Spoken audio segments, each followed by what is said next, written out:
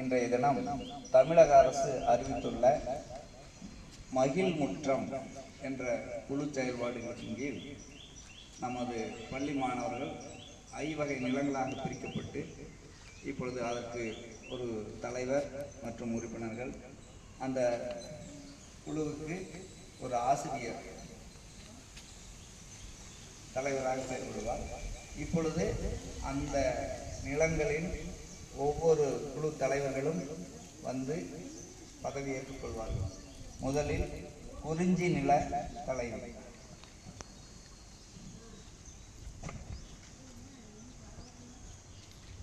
குறிஞ்சி நிலம் மலையும் மலை சார்ந்த இடமும் குறிஞ்சி எனப்படும். நான் குறிஞ்சி நில தலைவியாக பதவியேற்றுக் கொள்கிறேன்.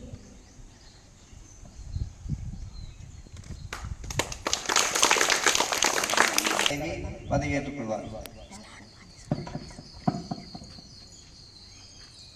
முல்லை நிலம் காடும் காடு சார்ந்த இடமும் முல்லை நிலமாம்.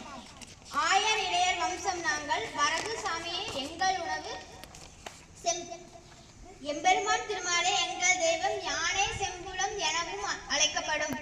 இத்தகைய பெருமை மிகு நிலத்தின் தலைவர் நானே, புவனேஸ்வரி ஆகிய நான் முல்லை நிலத்தின் தலைவியாக இக்கணம் பதவியேற்று என் நிலத்தின் பெருமைக்கும் உயிருக்கும் பாடுபடுவேன் என சூளுரைக்கிறேன்.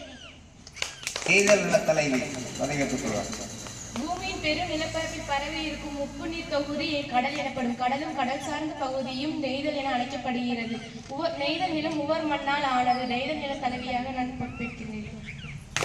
அடுத்ததாக மருத நில தலைவர்.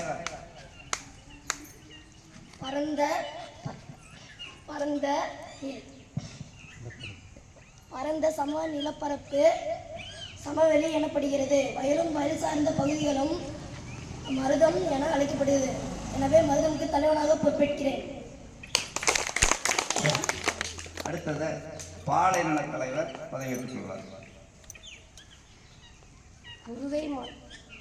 உருவை மலர் அதன் மலை அதனால் காண்க நிலப்பகுதி பரந்த நீளம் எனப்படுகிறது. வறட்சி நோக்கி செல் மனப்பானங்கள் நீளம் பாலின தலைவர் பொறுப்பேற்கிறேன்.